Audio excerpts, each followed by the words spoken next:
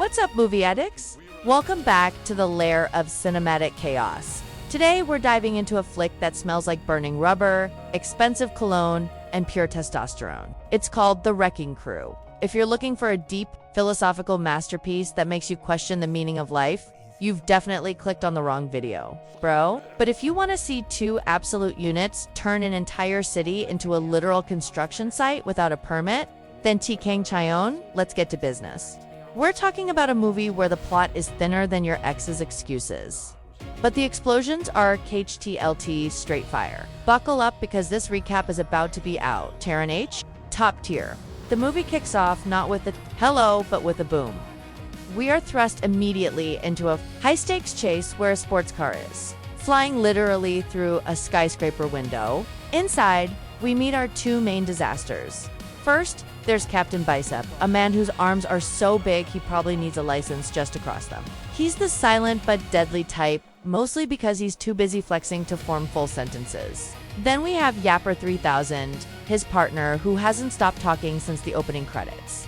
These two hate each other more than Gen Z hates 9-to-5 office jobs. They've been forced together by the government to stop a global catastrophe, which is basically the movie version of Biak Ang Chabajia Surprise, Old Lady. So, what's the drama? A high-tech delete button device has been stolen. If this thing gets activated, every bank account on the planet goes to zero. It's the ultimate Bay Mao vanish scenario for your savings. The man behind this mess is Shiny Head Boss, a villain who spent all his skill points on evil monologues and 0 points on common sense. He lives on a private island that looks like it was designed by a billionaire who went through a midlife crisis and decided to join a cult. Captain Bicep and Yapper 3000 are sent in to retrieve the device. But their strategy is basically punch first. Ask questions never. The duo heads to a shady underground club in Europe to find a lead. While Yapper 3000 tries to be suave and blend in, Captain Bicep walks in and accidentally rips a door off its hinges. Subtle, right?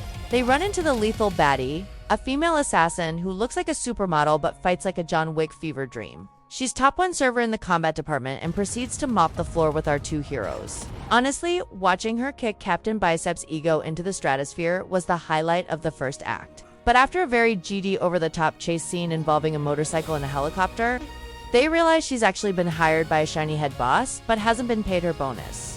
In the ultimate vibes over loyalty move, she joins the boys because, well, the villain was being stingy with the benefits.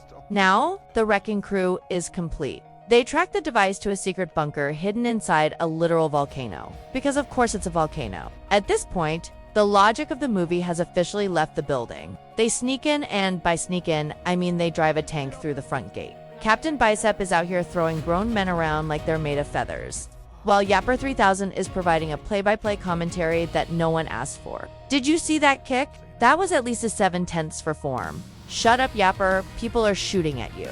The final showdown is where things get truly KHTLT.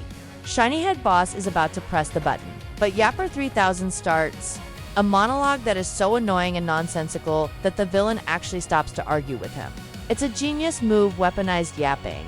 This gives Captain Bicep enough time to perform a wrestling move that defies the laws of physics, slamming the boss through a glass floor. The lethal baddie, meanwhile, is busy disarming the device while doing a backflip because why not? The bunker starts procedure and our trio has to outrun a fireball that is chasing them with a personal vendetta. They make it out just as the volcano pulls a Bay Mao and disappears into the ocean. The world's money is safe. Captain Bicep finally smiles, which looks like he's having a stroke. And Yapper 3000 is already talking about the sequel. They walk away into the sunset, probably leaving a trail of property damage lawsuits that would bankrupt a small nation. It's the perfect ending for a movie that cares more about bicep veins than plot holes. Truly a top 1 server experience for action junkies. Alright fam, that's the chaotic mess. That is the Wrecking Crew. If you enjoyed this recap and want more KHT-alent content that roasts your favorite actors, do me a favor. Smash that like button, hit subscribe, and ring the bell so you don't miss our next cinematic roast. Also, drop a comment below. Who's the bigger legend, Captain Bicep or Yapper 3000? Let me know. Would you like me to find another brain-dead action flick for our next session? Or should we go for something a bit more supernatural? Stay tuned. Peace out.